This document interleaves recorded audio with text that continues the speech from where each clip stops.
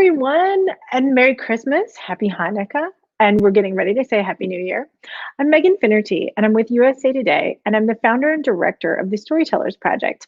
Tonight, we are very excited to be bringing you this show on behalf of the Tucson Star and the Arizona Daily Star and Tucson.com. I put them together. I don't mean to be disrespectful. I'm sorry. That was not good. Stay with me, guys. I'm especially grateful to any of you who are watching tonight who are staying with us inside on your laptop, even when you had planned on being with us outside at a drive-in down at the county fairgrounds. So we'd like to say a special thank you to those of you who bought tickets to our drive-in. It was supported by the Arizona Lottery. And, we just made plans when things seemed a little different. So thanks for rolling with it. That has really been the theme of the pandemic. We really appreciate you taking a chance on live storytelling because we know that you could be doing anything and it would probably involve watching TV and being able to read a review or a movie. If you watch TV or movies, you can read a review beforehand. But tonight, you're taking a chance with us. You're going to hear from 5 of your neighbors, true first-person stories about moments around the holidays when things changed for them. And we appreciate your open-mindedness and your curiosity. So tonight, again, we're joining the Arizona Lottery and the Daily Star, as well as you, all of our neighbors here in Arizona for this show. The whole deal is that the Storytellers Project, as you guys know, normally comes to you in the outside times at various venues around Tucson, and we're really grateful to the newsroom for curating it. There's a real person behind it. Her name is Molly. She's manning our Facebook page right now. Also, another real person behind the Storytellers Project is named Jill, and she's the editor-in-chief. You'll be hearing a personal story from her soon, and we're really grateful to have her.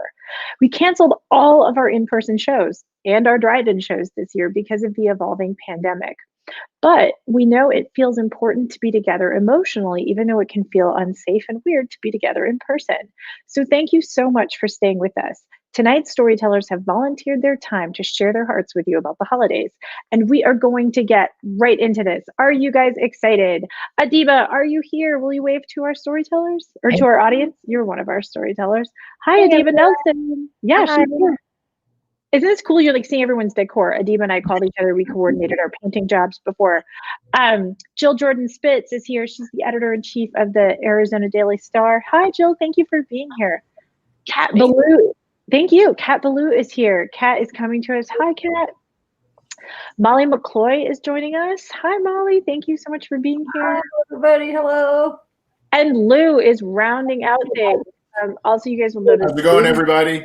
Lou has chosen not to share his last name with the audience, but I will work it in later. I don't know if you noticed that, Lou. You're incognito here. Okay. Well, I'm going to leave everybody up for just a second. Tonight, all of our storytellers will be leaving their microphones on during the show so that they can laugh or sigh or kind of react appreciatively. I want to be really transparent with you as our audience members. We've never done this before. That's right. It's been an entire pandemic, and we never took the risk of unmuting everyone's microphones during an entire show, mostly because a lot of our storyteller shows are happening a little earlier in the day, and people have children and pets and spouses and things happening in the house.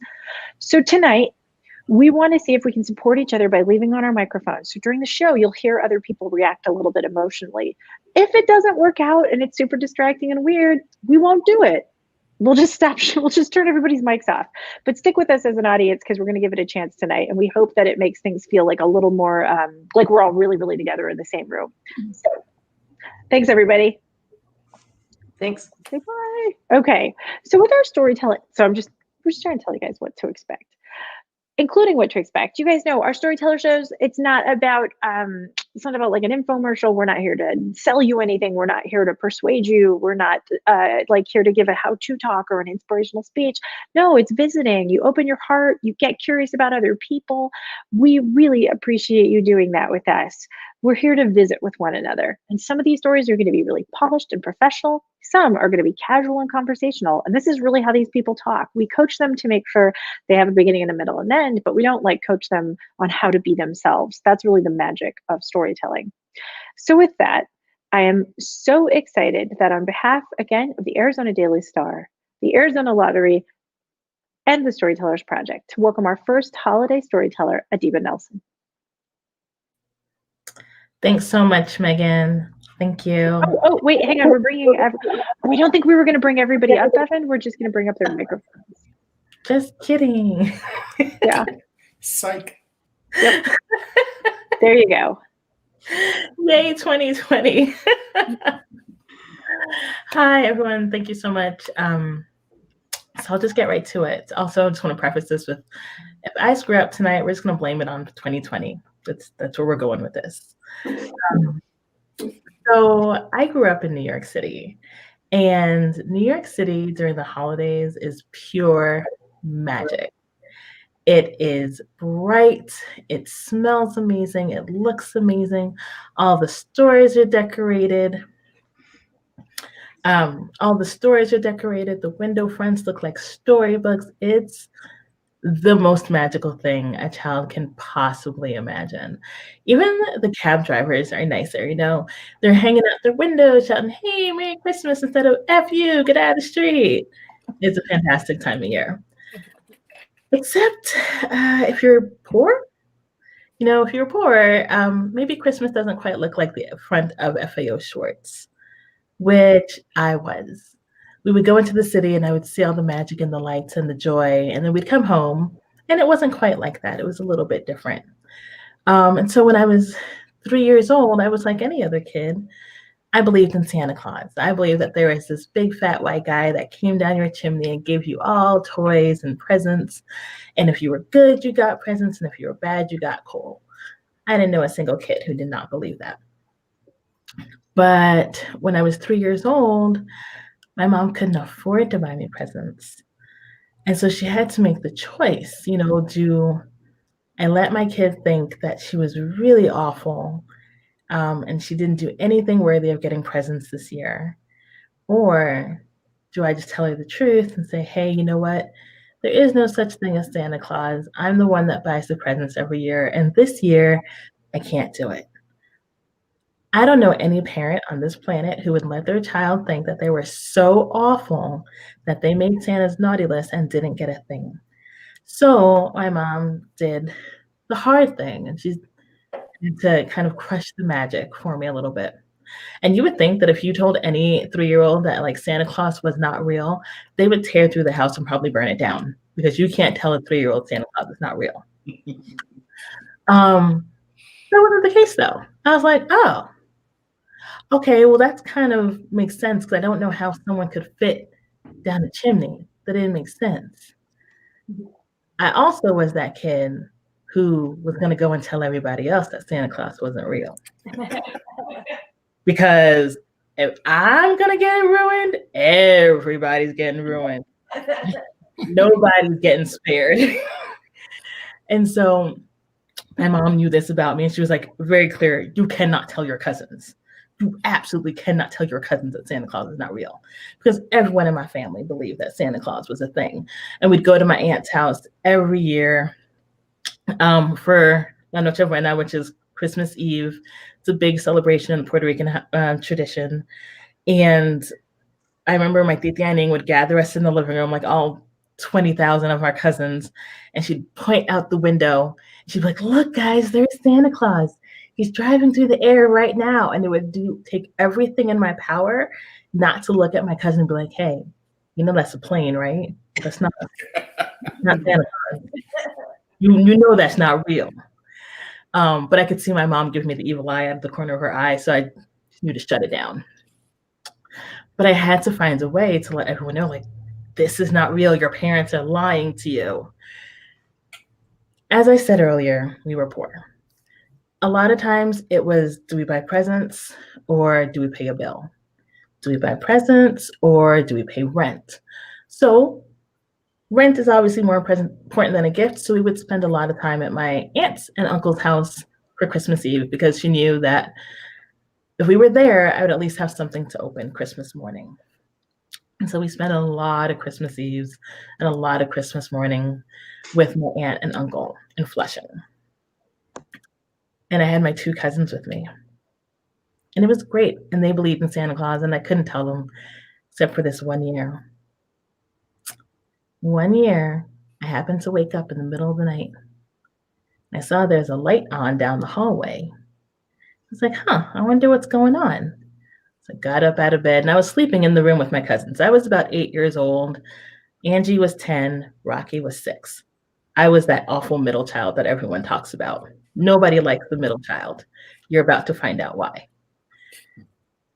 I go down the hallway and I see my mom, my aunt, my uncle sitting in the living room surrounded by presents, wrapping up all the gifts. This was it. My time had come. Sneak back up the hallway. Wake up my cousin and said, yo, you guys, wake up, Santa Claus is here. Like, no, he's not here. I was like, he's really here, you guys. You got to come out into the living room and see. So we all tiptoe down the hallway. And of course, I'm behind them because I want to see their faces when they realize it ain't Santa Claus. I'm thinking it's going to be epic. I'm ready to start laughing hysterically. We tiptoe down the hallway. I'm like, look. They look, they see their parents. There was no laughter. A whole lot of tears, a whole lot of screaming. I'm pretty sure I heard, Adiba, you're grounded. I had essentially ruined Christmas. And though that was my goal, I didn't think it would go that way. I didn't think the whole thing through, you know? And to this day, my cousins will never let me forget that I ruined Christmas. We're in our 40s now, and I'm not allowed to talk about Christmas in front of their kids because they'll know I'll ruin it. Not even to, I'll just ruin it. Needless to say, we did not spend many more Christmases at my aunt and uncle's house after that.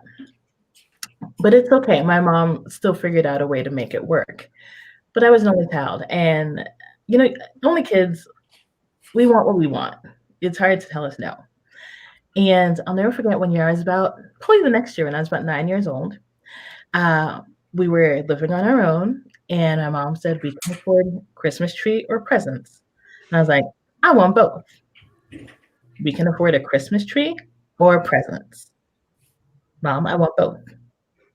I was like, all right, cool. Get dressed. Take a walk down to the park. And I'm like, why are we going to the park? We don't have an axe. We can't cut down a tree. What are we doing? She says, start picking up branches. Okay. Pick up all these random tree branches laying around the park, drag them home. People are looking at us like, what are these two girls doing? What is happening here? Get home. I go in my room because I want no part of what she's about to do. My mom starts spray painting these random twigs and branches, bright white, and pouring glitter all over them. What is she doing? Next thing I know, there's candy canes coming out, there's bows. She comes into her room, she says, hey, come look, we have a Christmas tree. I'm thinking to myself, no, we don't. We didn't get a Christmas tree. What are you talking about? Walk out into the living room. All those branches that we had dragged home from the park are now nicely nestled in a vase in the middle of the living room with red bows and candy canes and twinkle lights. And this was our Christmas tree. And I looked and I said, Mom, that's not a Christmas tree. That's a murder tree. That's tree parts. You put tree parts in a vase. This is not a Christmas tree. But you know what? My mom was ahead of her time. Because right now, if you type into your URL, your browser, Pottery Barn, you will find white tree branches with Christmas lights on them for $200.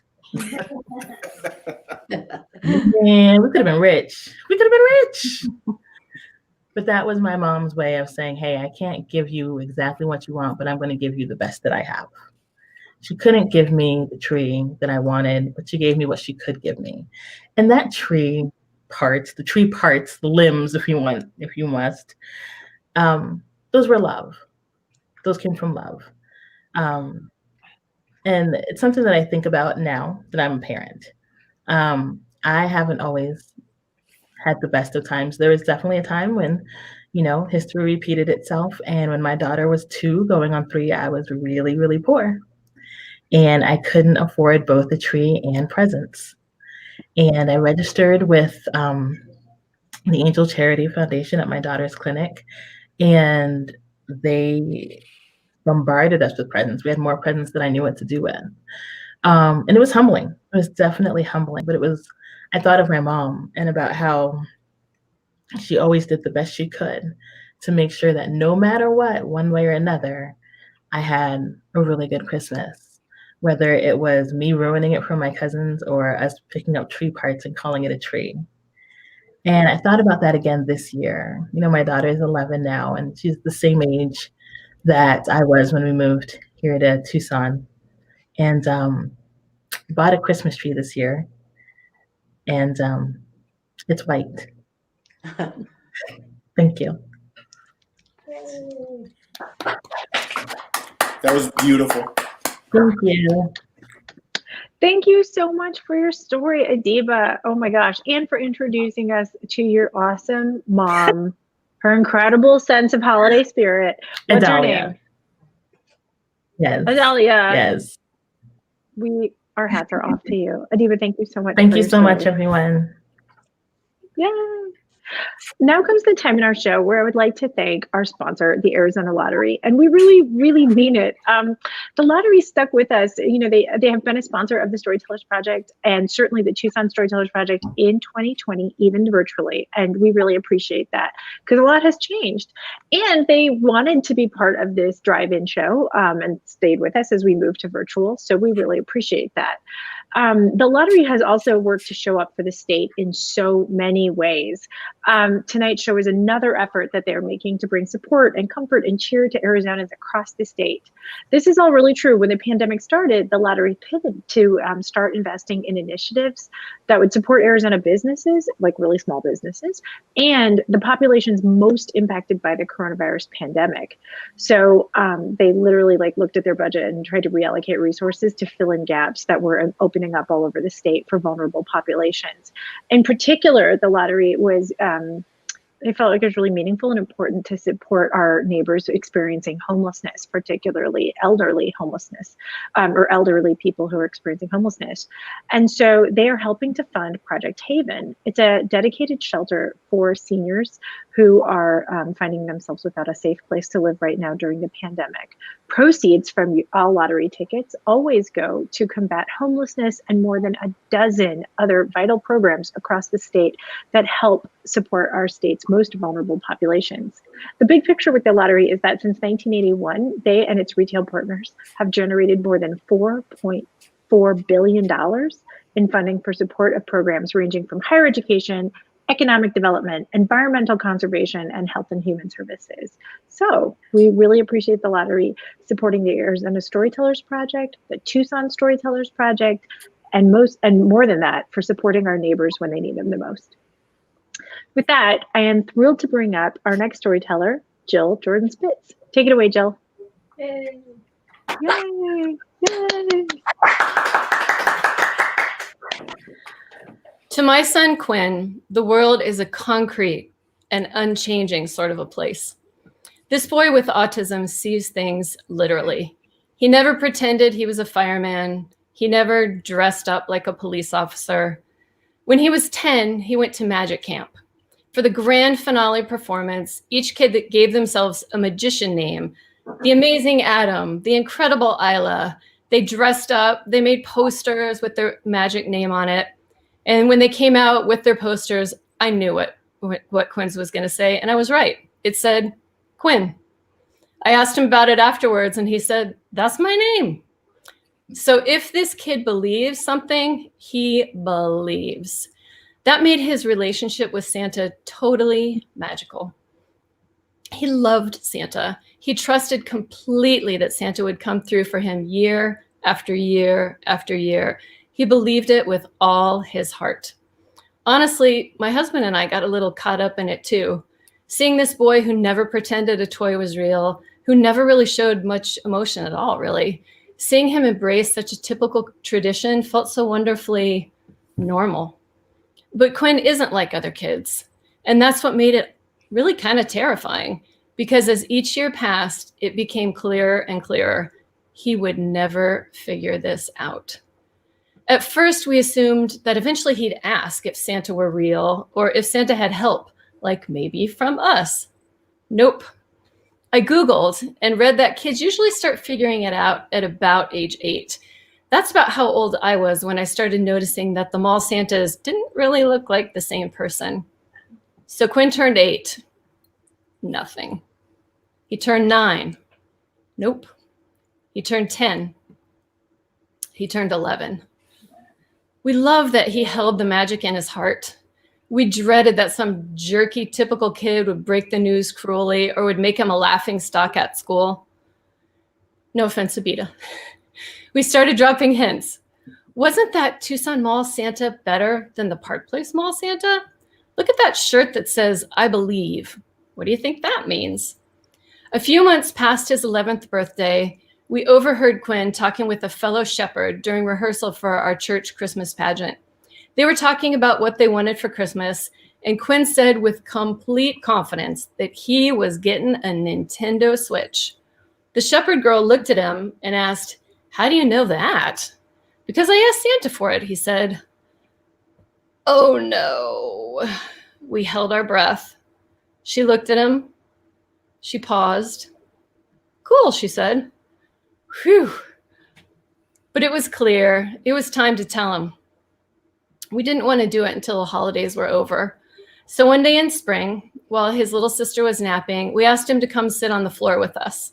We tried to keep it positive, even though we were honestly gripped with terror that he would be crushed by the reality of it all or furious at us for lying to him for so long. We told him that now that he was growing up, it was time to let him in on a fantastic secret of Christmas, that Santa isn't a person, but represents the magic of Christmas, and that it's up to teenagers and grown-ups to keep that magic alive. We told him it was his job to keep the magic alive for his sister, who was 4 that year. He sat silently for a minute. Then he told us he sort of knew, but he sort of didn't know. He said Santa's footprints by the fireplace looked more like flour than they did like ash. Then he asked if the same thing was true of the Tooth Fairy and the Easter Bunny, 2 of his other favorites. I told him it was. So he sat and he processed it a little bit. He didn't show any emotion, but that was typical of him and for many people with autism. Finally, he said he got it, and conversation was over. That Christmas, I asked him if he wanted to help hide our elf on the shelf for his sister. Not only was he not a bit interested, but he eagerly looked for the elf each morning. He still told the Tucson Mall Santa what he wanted for Christmas, and he got up early Christmas morning looking for his Santa present. Kind of felt like we were back to square one. Maybe we'd been too subtle. Maybe he hadn't gotten it after all. We started brainstorming a more overt way to break the news.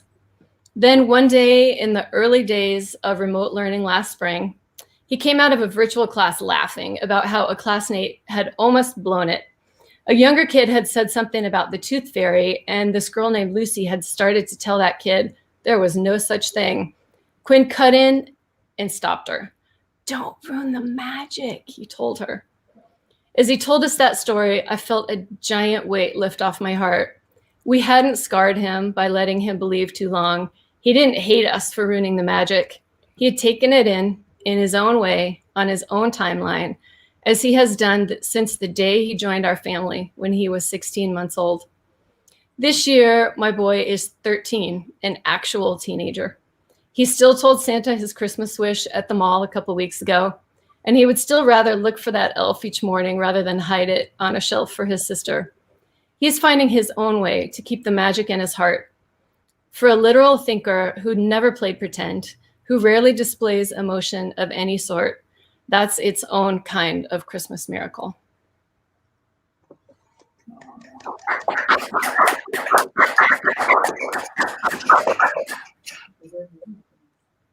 Jill, thank you so much for your story. Oh my gosh. It has been such a pleasure to get to know your family. And I just want to say the thought of your little human encouraging other kids to keep the magic alive for another kid. I'm just like, yes, parenting wins. You're the best mom. Like,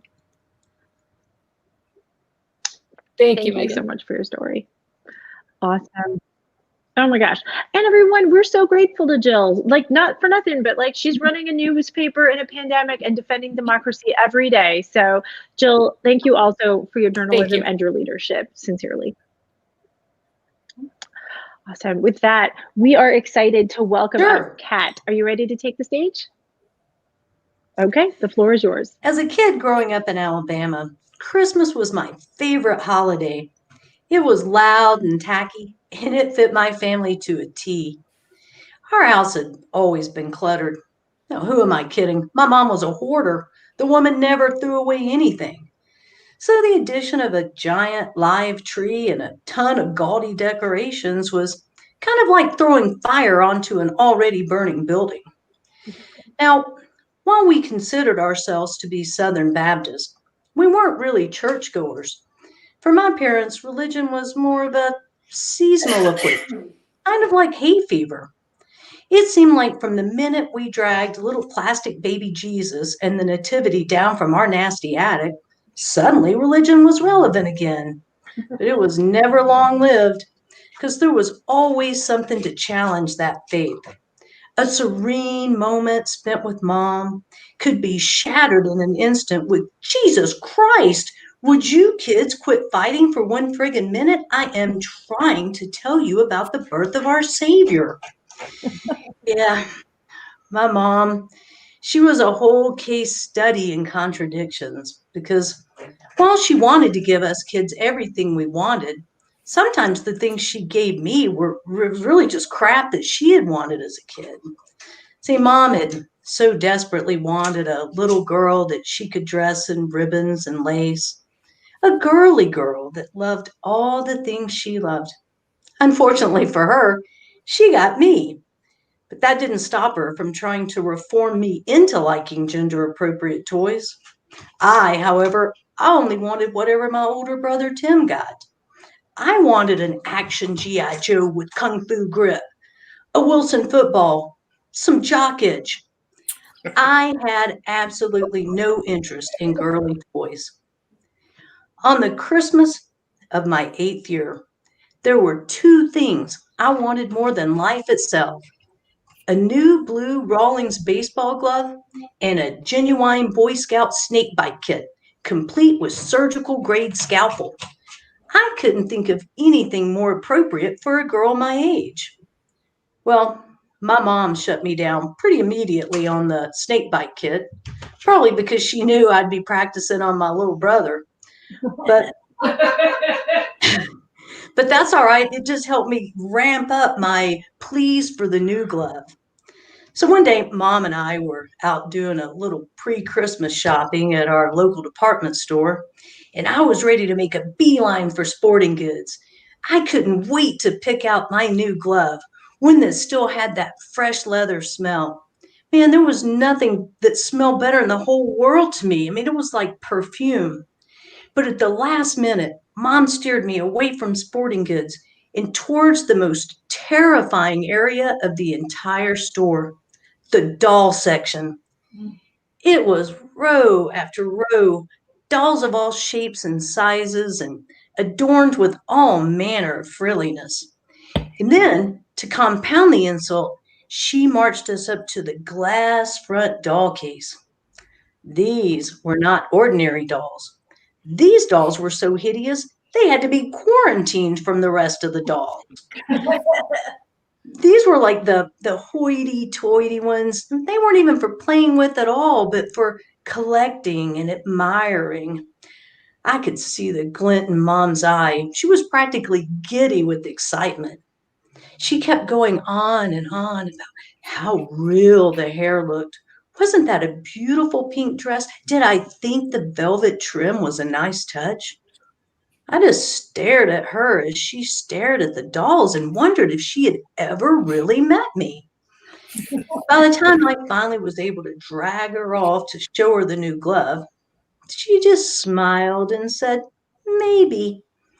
I could tell by the coy way she was acting, it was sure to be mine.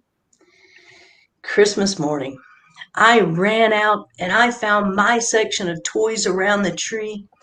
There was a bicycle and some toys and a bunch of wrapped presents, and then I saw it, a box that looked to be the perfect size for my new glove. I grabbed it, but Mom stopped me. She said, no, that's a special toy. You have to save that for last. Well, let me tell you, I tore through the Twister game, the Beverly Cleary books, the puzzles and toys until only that one sacred box remained.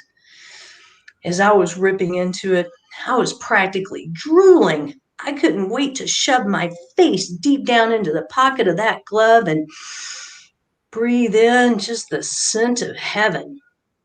But as I opened the box, I was horrified to see two beady blue eyes, porcelain white pasty skin, perfect little curls. Oh my God, Satan has a face. It was one of those ugly horror dolls from the glass front case. I had to bite my lip to hide the disappointment and betrayal I felt towards Mom. I mean, I had been ripped off. This was her doll, not mine. I never wanted this beastly thing, and yet here it was. As I looked at the doll, I realized she was probably the perfect gift for most any girl my age, but woefully wrong for me. As a matter of fact, she was a mockery of all that was wrong about my lot in life, and I think on some level I felt it. I was just never going to fit in. I was too different.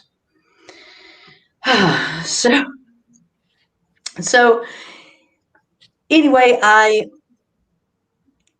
that later on that day, I was alone in my room and I was drawing with some of the markers that Santa had brought me. I had just drawn a glove and was in the process of coloring it in when I had what must have been some sort of rage-fueled seizure. The next thing I knew, I had taken that blue permanent marker and I had attacked the doll's face with it. By the time I snapped back into my senses, I saw what I had done, and in a panic, I tried to wipe it off and fix it, but it was too late. I had destroyed the doll. Well, I sat there racking my mind as to what I could do, some sort of solution to get out of the mess, or I don't know, at least a good lie. Maybe I could blame it on my little brother Scott. Or perhaps I could just start a fire. Oh, my options were bleak. I sat there racking my brain. I looked up to see Mom standing in my doorway, her mouth agape. It was too late. No solution or lie would save me. I was busted. It was just me and the doll and all the mess I had made of it. "I'm sorry, Mom," was all I could manage. And then I braced myself for the ass whipping that was sure to come. Or even worse, the screaming, crying hour-long lecture.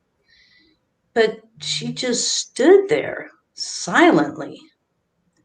After what seemed like forever, she walked across the room, picked the doll up, and cradled it to her chest. Then as she turned and walked out of my room, I could see tears streaming down her face. She left without saying one thing. Man, I can tell you, I certainly didn't get what I had wanted that Christmas. But I suspected that Mom hadn't either. And in that moment, I realized the doll wasn't the only thing that had been broken.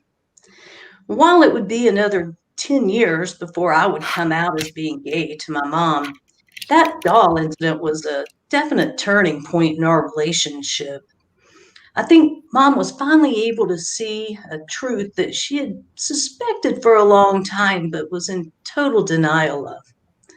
And while over the years she continued to harp on me to wear dresses and makeup, I can absolutely assure you that I never received another doll. No siree. From that point on, it was all gloves and balls and jerseys. Thank you guys for listening, and I hope you get everything you want this Christmas.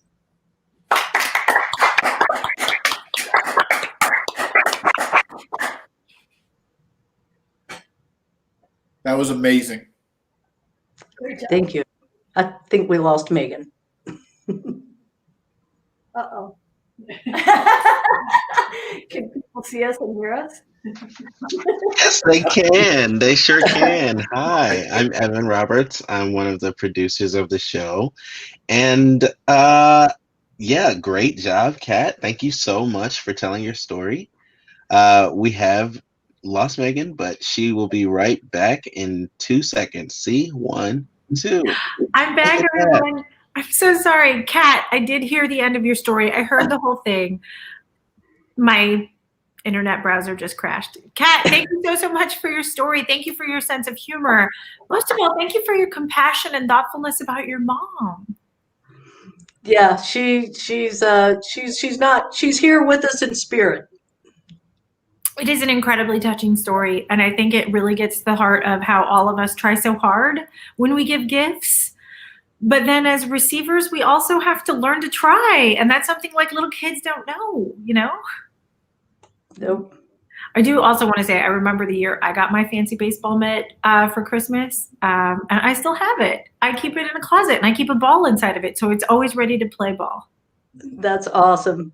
I know I probably don't oil it enough, though, considering I live in Phoenix. Like, it's probably not ready to go. But anyway, Kat, thank you for your story. With that, we would like to round out our evening with Lou. It is certainly ladies before gentlemen, but we appreciate him kind of sticking around. Sorry, you're our last storyteller, but we're really excited to have Lou. He is, oh my God, Molly, you're next. I got really flustered, you guys. I'm sorry. Molly McCloy. Sorry, Molly. We'll get to you next year. Thank you so much. Molly, take it away. Lou, you remain our last storyteller. I'm so sorry. Go ahead, Molly. For a long time, 1997 was my worst Christmas. I had finished college, I graduated, and I wanted to stay in Flagstaff, but I got a job in Phoenix. And so I rented this cute little guest house that kind of reminded me of Flagstaff. But right away, I realized that my next door neighbors had the telltale traits of meth head neighbors, which were, number one, never finish your automotive projects. Number two, squirrel away furiously all night through the night to build tall fences out of plywood and old doors just to cover up the junk cars. And number three, don't finish building the fences. Junk pile. What started out as just a patch of rags and lawn clippings grew and grew and grew throughout December until it was a chest-high mound of asphalt chunks and car bumpers and carpet scraps and drywall pieces and dinner forks and exercise videos and jelly jars and grocery carts and Tupperware pajamas, packing peanuts, and 3-foot-high tumbleweeds made of masking tape and human hair. The pile got to be so high that one night when these cops showed up to bust my meth head neighbors, they hid behind it for cover. And I had just had my wisdom teeth pulled with no dental insurance, so I was in a lot of pain when I looked out the window and I saw these 4 commandos in helmets and bulletproof vests surrounding my car. So I went running out there yelling about rights and warrants, and these 4 cops swung around and pointed 4 rifles right at me. "We don't need a warrant," one of them said. Then, the next day, I decided to walk my Christmas package over to the post office, and these 2 pit bulls come running out at me. I'm fending off the first one with my keys, and the other one runs around behind me and bites me right on the butt. And then, the next day, my meth head neighbors start running a generator. And this is a nasty old generator that sounds like a never-ending fart. So basically, I'm coming home from a long day of my job typing in classified ads for the newspaper, and it sounds like someone's revving a go-kart in my own kitchen. So I decided that I would have to work up the nerve to go approach the head meth head. I figured that he was this little guy that I had seen mowing the lawn. He had a face that was like a skull shrink-wrapped in leather. And I know that everybody thinks of meth heads as being perky, but you should have seen how slowly this guy mowed the lawn. He looked like something out of a automated haunted house. So one afternoon, I decided I was going to do it. I was going to work up the nerve to go talk to Skeletor. And I went out there, and instead there was this group of neighborhood do-gooder people standing around the pile. They didn't really seem like they were doing much, but they were wearing these little plastic gloves and seemed to be maybe patting the pile into a more rounded shape. And they glared at me, and then one of the meth heads came out of the house. So I said, hey, that generator's too loud. And the meth head glared at me, and I could tell he thought that I was one of the neighborhood do-gooders, because he said, well, I guess you better call it a day then. And he just shot me this glare filled with menace and hostility, like he was a biker villain from a 70s cop show. So I had to set the record straight. I said, look, man, I can't go anywhere. I live right there. And I was really scared to confront him anymore. But then I kind of took another look at him, and I realized, you know what? He looks tired. I realized that generator had been going all day and night, just 5 feet away from his own house. I don't know how you can stand it, I said finally. The meth head cocked his head and scratched his chin. And he said, you ever get that woodpecker that'll tap on the evap? When I nodded, he said, damn woodpecker. And I guess it was because we had bonded about the woodpecker, but he agreed to stop running the generator, and he told me to take any neighborly complaints to him and not the police. When I told him that I was scared because I'd had 4 rifles pointed at me, he said, oh, that was just a beef over a speeding ticket. Then came Christmas Day. I spent the day with my family, and unfortunately I found out that someone I'm really close to is addicted to heroin. And what that addiction does to people is it just sucks the personality out of people, and you're kind of left with a coloring book outline of the person that you love. So this disturbed me so much that I fled the event early, and I went out to my car right away. And that's when I discovered the half-foot dent on the passenger side of my car. And so this guy from across the street popped out of his house like a little cuckoo from a clock and said, the grandma next door hit and run your car. Don't say I said anything. And then he popped back into the house. And of course, when I called the cops, the paint from my car was on the grandma's bumper, but she knew the cop, so she lied to him. And she got her 2 little grandchildren to lie to him on Christmas Day. And so when I was driving away, I could see them sitting on the curb, the grandmother and these 2 little kids both sticking their tongues out at me. So I drove home, and then to top off everything, the junk pile itself, the generator, the rifles, the heroin addict, the lying grandmother, the wisdom teeth, the dog bite, and the car door dent. To top it all off, when I got home on Christmas Day, setting against the back wall of my house was a disconnected toilet. At least I knew where to take this problem. So I went and faced the 70s cop show villain again. And as we were walking towards my house, Skeletor came out. And I said, hey man, is that your dad? No, he said. Actually, my younger brother. Oh. Yeah, addiction. It's real tough. And neither of us knew what to say at that point. We were just staring at the toilet. So I said, hey man, could you take this to the pile? He offered. He reached down and cradled the toilet with both arms. And we walked together through Pampers boxes and baby dolls and rusted cheese graters until we reached the top of the pile. And I told him what a bad day it would be, what a bad day it had been, and how the grandmother had lied to the cops and got her grandkids to lie on Christmas Day. I said, people are just horrible. The cop show villain squinted into the setting sun and said, you can't judge humanity based on the actions of a wretched minority. But he was right. I had gotten really judgmental. I mean, I had nicknamed him the cop show villain, and here he was, a human being who had a family a lot like mine. This guy carrying a toilet, maybe he was one of the wise men. And now this story seems kind of minor in the face of a global pandemic. But I'm hoping you all are taking notes, and maybe someday we can all gather in person and you can unload your junk piles for 2020.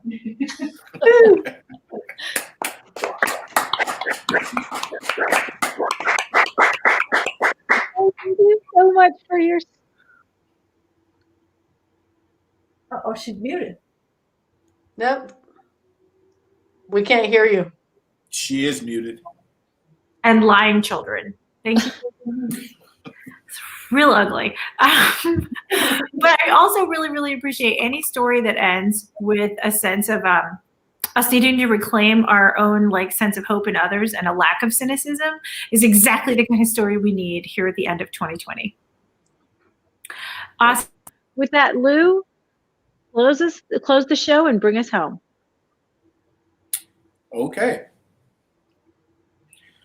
So I was driving on I-64 coming home from work back in 1997 in Illinois. And off in the distance on the freeway, I was approaching an overpass. And the closer I got to the overpass, the tighter my hands felt on the steering wheel.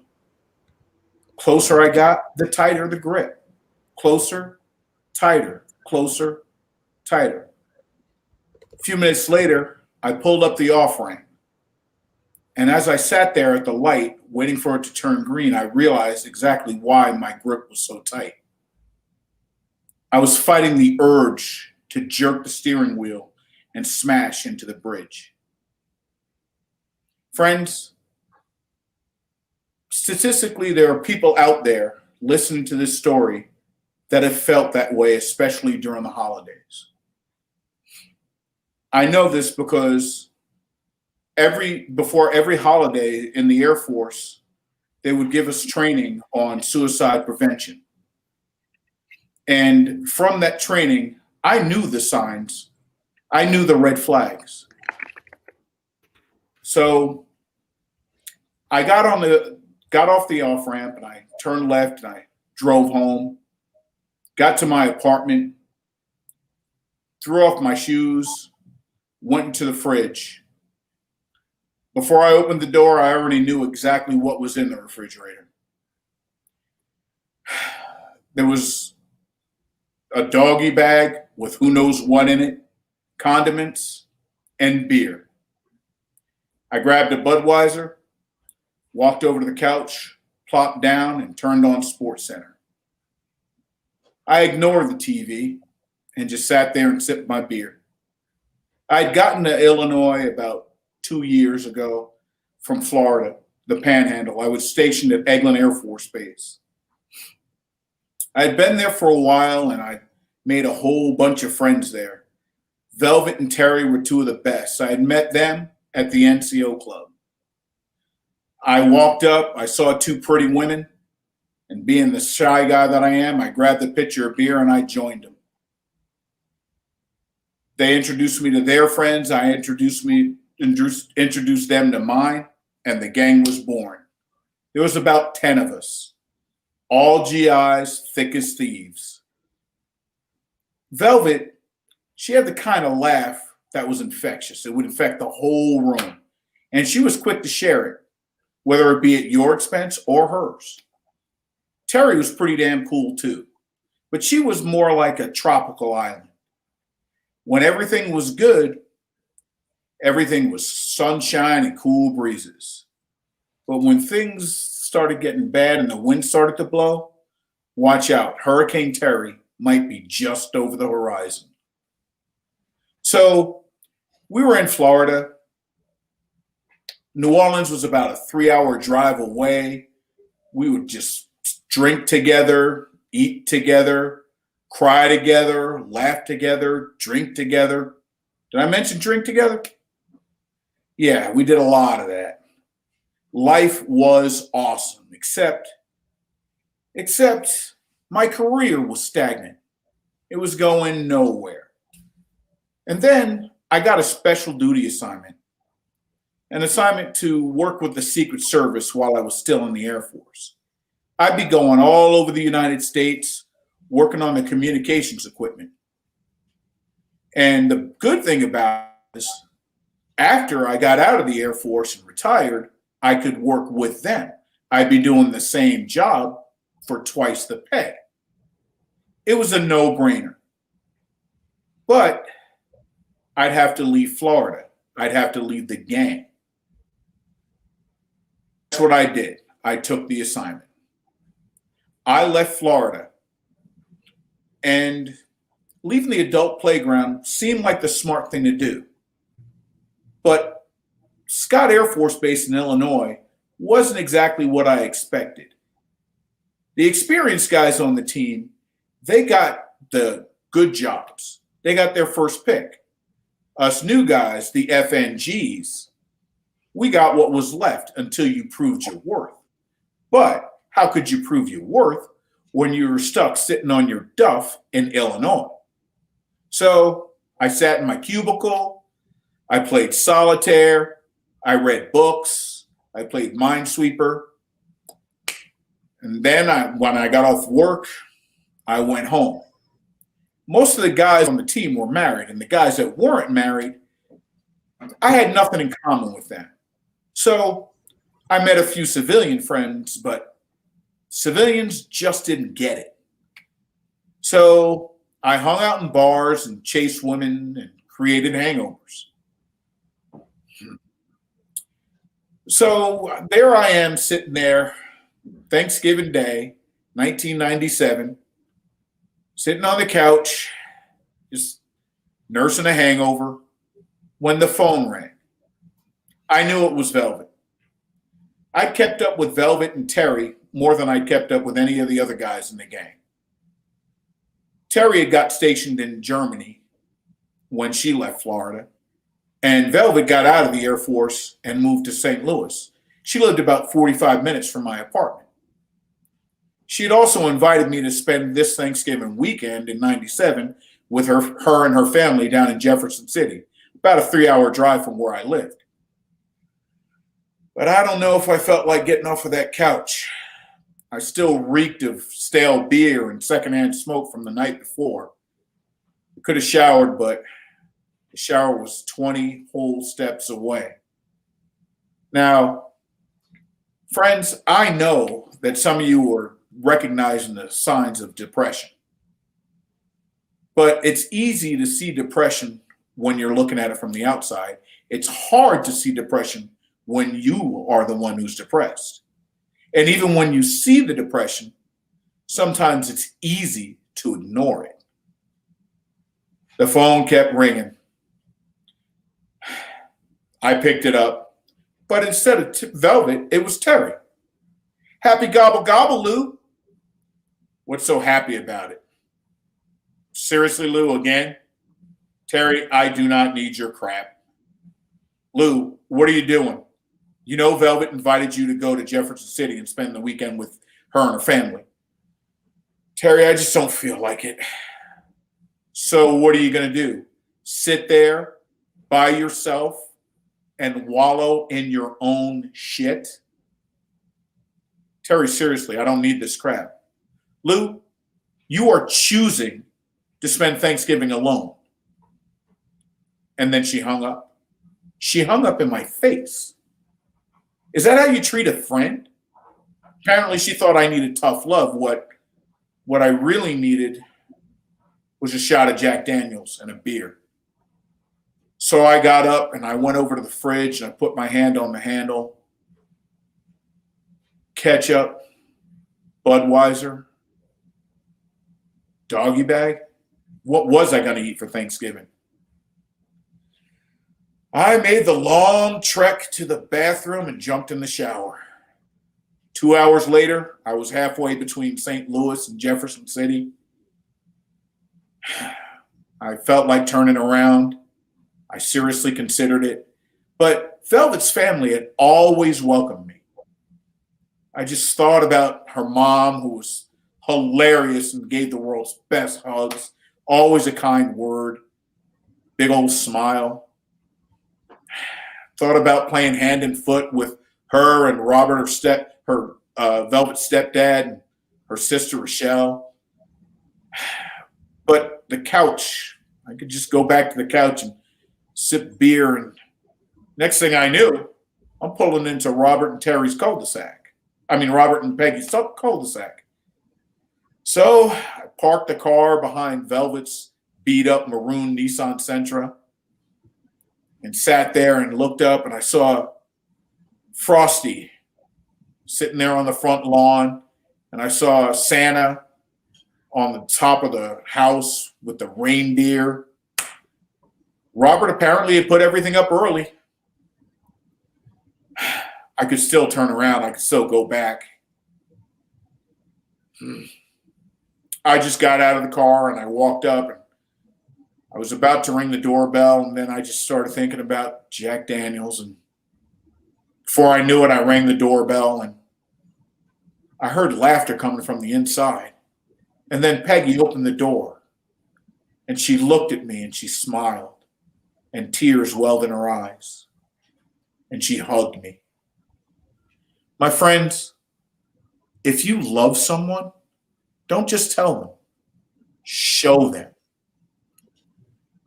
She pulled me inside, and I smelled turkey. I heard laughter. I felt loved. A few hours later, as I'm sitting on the couch nursing a tryptophan buzz, I realized this is what the holidays are about. Thank you.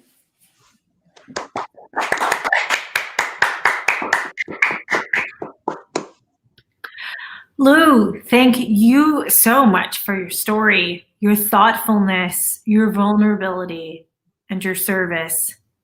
You've closed our storytelling night with a huge, powerful story.